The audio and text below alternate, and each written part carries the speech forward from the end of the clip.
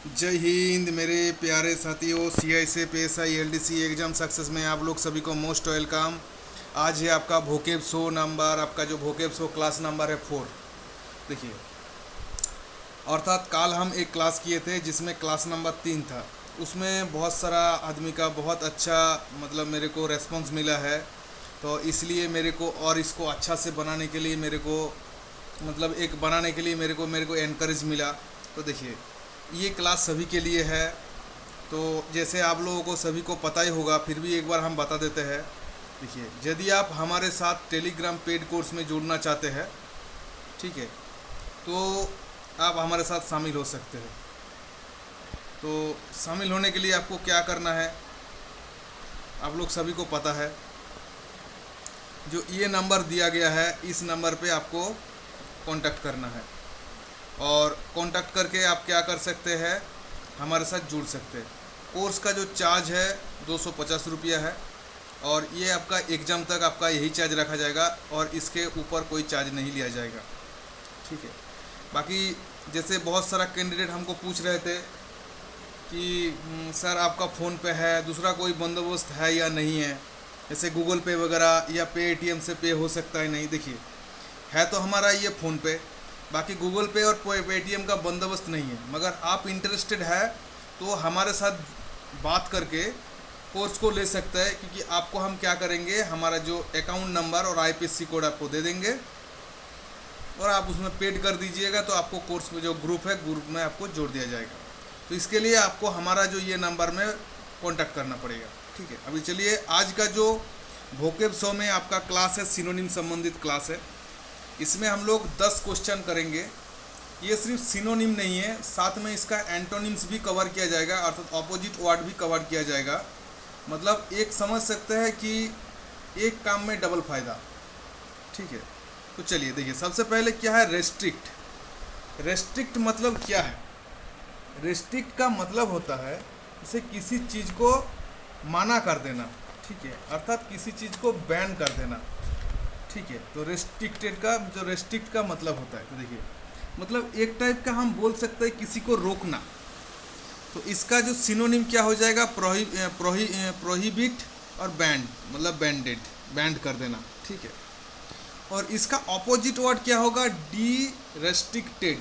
देखिए, हम लोग एक चीज़ जानते हैं कि कभी भी किसी वर्ड के साथ ए, इन और DE, डिस, ये सब जोड़ जाने से क्या होता है, वर्ड क्या होता है, ऑपोजिट बन जाता है। तो इसमें क्या है, रेस्ट्रिक्टेड के पहले डी जोड़ देने से क्या हो जाता है, आपका ऑपोजिट बन गया, ठीक है। अभी देखिए, 2 नंबर क्या है, 2 नंबर बोल रहा है कि प्रोविजनल। प्रोविजनल का अर्थ क्या होता है? प्रोविजनल का अर्थ होता है कि अंतिम या अस्थाई, ठीक है। तो इसका टेम्पुररी हो जाएगा सही इसका सिनोनिम। बाकी ऑपोजिट वर्ड क्या हो जाएगा, परमानेंट, ठीक है। अभी देखिए, 3 नंबर में क्या है, 3 नंबर बोल रहा है डिनाई। डिनाई का मतलब होता है किसी को अस्वीकार करना या माना कर देना। डिनाई, किसी को अस्वीकार करना या माना कर देना। तो क्या हो गया, रिफ्यूज या रिजेक्ट, ये आपका सिनोनिम हो गया। अभी इसका ऑपोजिट वर्ड क्या है, ऑपोजिट वर्ड है एडमिट या अलाउ, ठीक है। इसका क्या हो जाएगा, एडमिट मतलब क्या है, स्वीकार करना, और अलाउ मतलब किसी को अनुमति देना, ठीक है। तो बात बराबर का है, ठीक है। अभी देखिए, फॉरबिड। फॉरबिड मतलब रोकना। फॉरबिड का मतलब होता है रोकना, हिंदी में इसको बोलता है रोकना।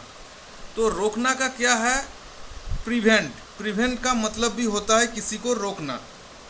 अभी देखिए, तो उसका ऑपोजिट क्या हो जाए, किसी को अलाउ करना, परमिट करना, अर्थात किसी को जाने का, कोई काम करने का अनुमति देना, ठीक है। अभी देखिए, पेंसिव। पेंसिव का जो अर्थ होता है हिंदी में, इसको बोलता है चिंताग्रस्त, जो बहुत ज़्यादा सोचते हैं।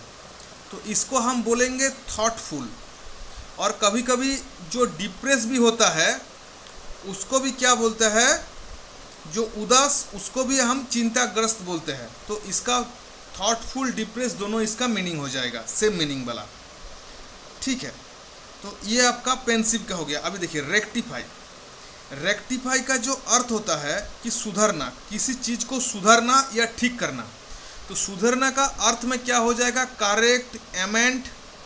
और ठीक करने का अर्थ में क्या हो जाएगा? रिपेयर। एमेंड वर्ड को आप कुछ दिन पहले सुने थे जब आपका एग्जाम का प्रोसेस को अमेंडमेंट किया गया था। तो अमेंडमेंट, उससे क्या आ गया? एमेंड। एमेंड मतलब सही करना, सुधरना, ठीक है।